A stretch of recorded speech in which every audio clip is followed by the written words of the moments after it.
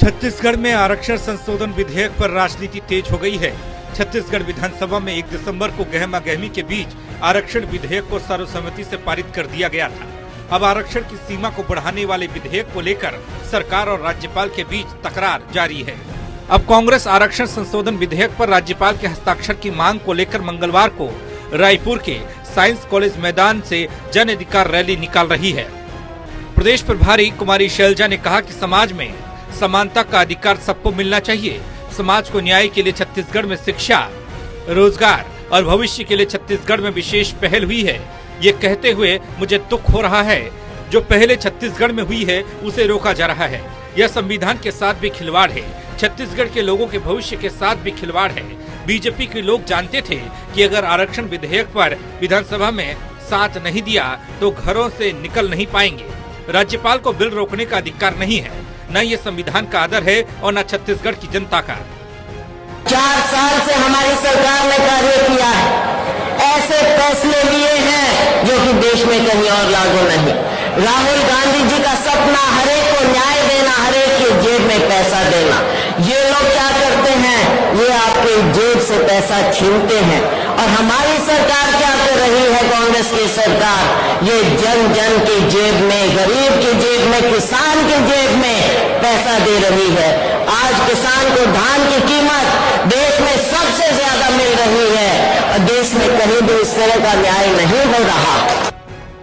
जनाधिकार महारैली में सीएम भूपेश बघेल ने कहा, राजभवन को अखाड़ा बनाकर आरक्षण में बाधा डालने का काम बीजेपी कर रही है।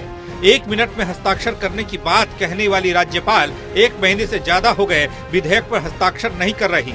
महीना भी बदल गया और साल भी बदल गया। राज्यपाल को हठधर्मिता छोड़नी चाहिए, या तो दस्तखत करें या फिर विधेयक विधानसभा में वापस लौटा दें।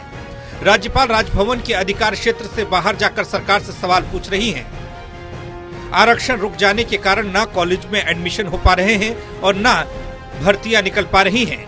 हाथ से हाथ जोड़ो अभियान में अब एक मुद्दा बीजेपी द्वारा आरक्षण को रोके जाने का भी जोड़ा जाएगा। बीजेपी नहीं चाहती कि आदिवासी, किसान, महिलाओं, अनुसूचित पिछड़ों के जीवन में परिवर्तन आए।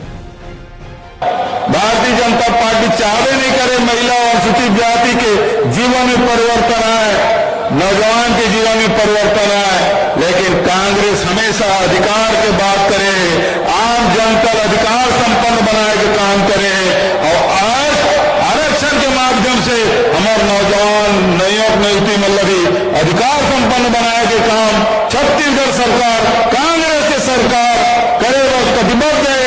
लड़ाई लड़ो और जीत गो, ये निवेदन के साथ आप सबको प्रणाम करते हुए। दरअसल राज्य में कांग्रेस सरकार ने 76% आरक्षण बढ़ाने का विधेयक पारित किया। इसे मंजूरी के लिए राजभवन भेजा गया, लेकिन 1 महीना बीत जाने के बाद भी इस पर राज्यपाल ने मंजूरी नहीं दी।